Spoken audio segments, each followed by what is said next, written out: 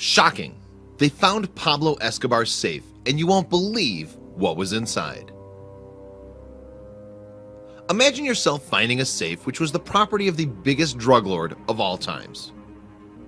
It was on the floor, under the marble, and was discovered by our workers, but before we could remove it, it was stolen and we were working with police.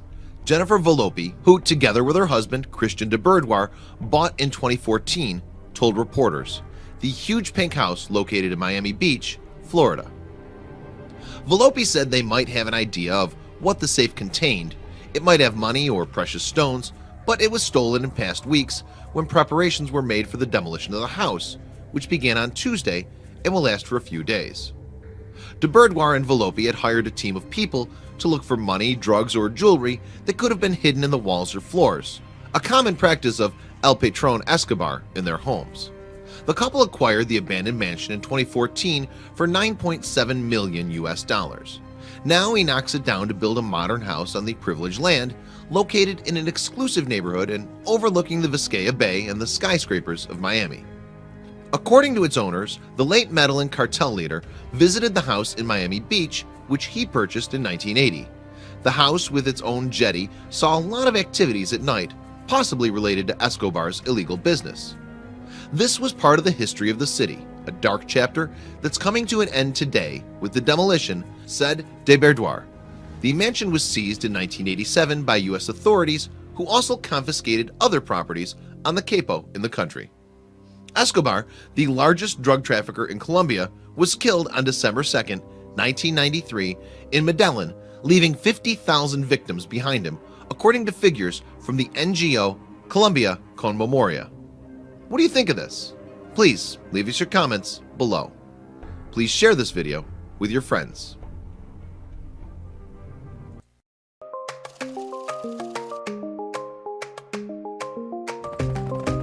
By 1989, Pablo Escobar was worth $30 billion, and it was all dirty money, coming from leading one of the most powerful and destructive crime syndicates in history.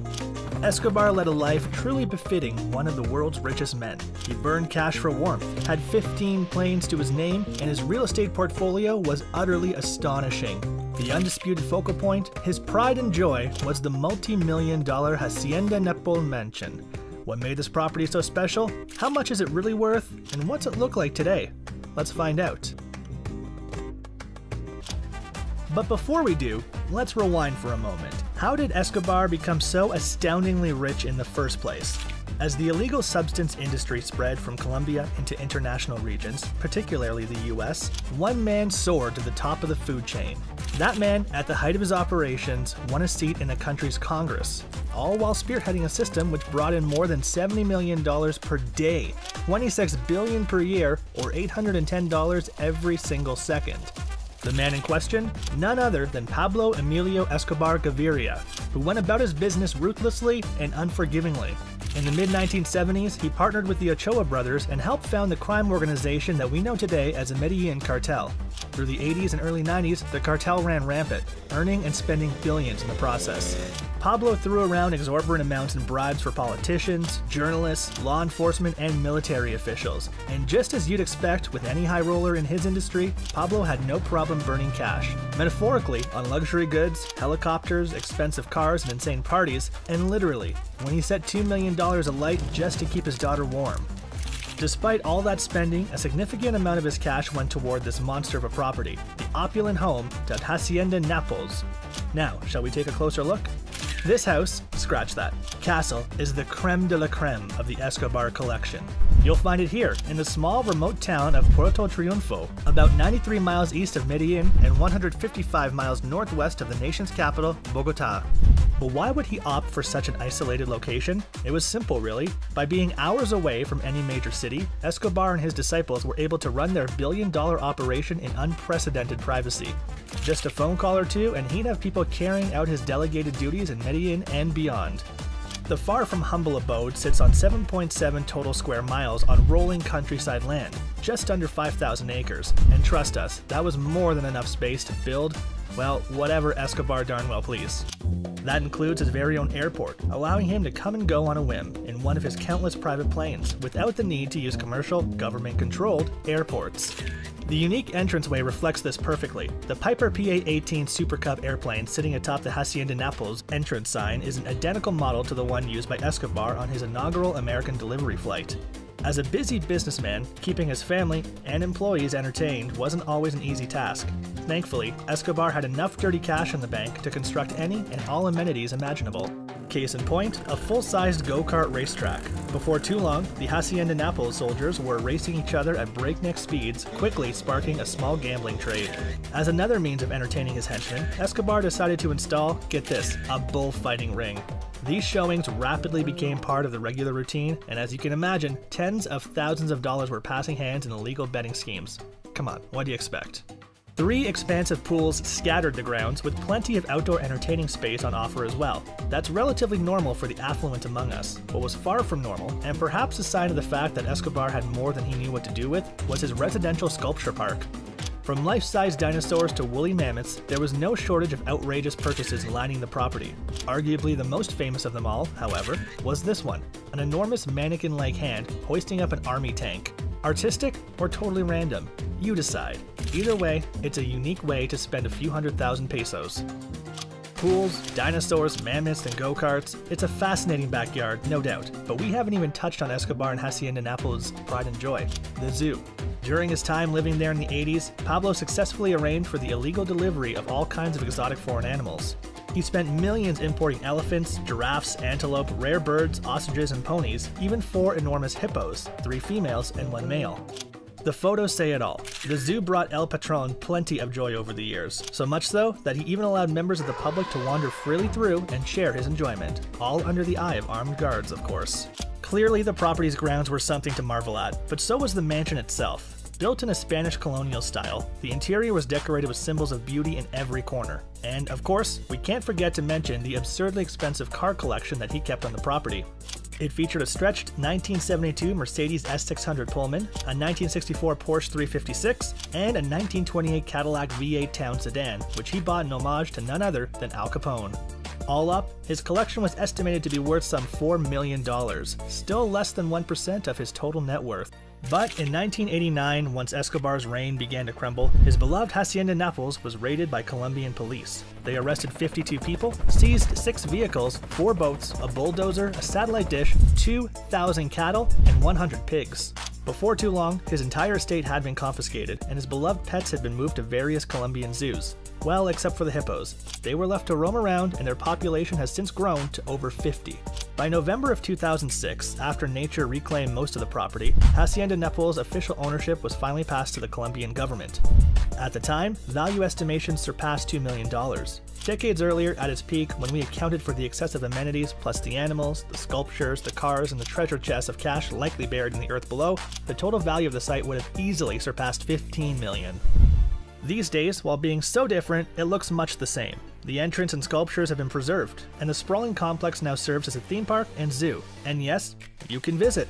With incomprehensible piles of cash and destructive power at his fingertips, it should come as no surprise that Escobar held the keys to a number of other properties too. This house, nicknamed La Manuela, served as one of Pablo's many vacation spots. It's located here, on the shores of the shimmering Peñol Reservoir, in the resort town of Guatapé, not too far from Medellin. In typical Escobar fashion, the property was decked out with everything you'd ever need, plus a ridiculous amount more. It featured a huge pool, multiple tennis courts, a soccer field that doubled as a helipad, guard towers, horse stables, a guest house, a seaplane dock, a dedicated motorcycle driveway, and trees imported from all over the world. But in 1993, this paradise turned to rubble, ripped apart by an enemy explosive attack. Today, the house's interior is scorched and overrun by Mother Nature. Yet the foundations and structure still stand tall. Like Hacienda Napoles, this property has morphed into a unique tourist attraction. Ironically, just decades ago, violent bullets flew in every direction. These days, small yellow paint-filled pellets are fired instead.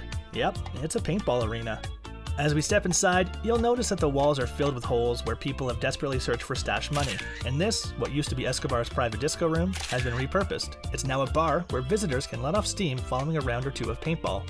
At his peak, Pablo Escobar was said to be the 7th richest person on the planet. So long as he had his money and his power, there was no line he wouldn't cross. But there was one thing he was scared of: extradition to the United States.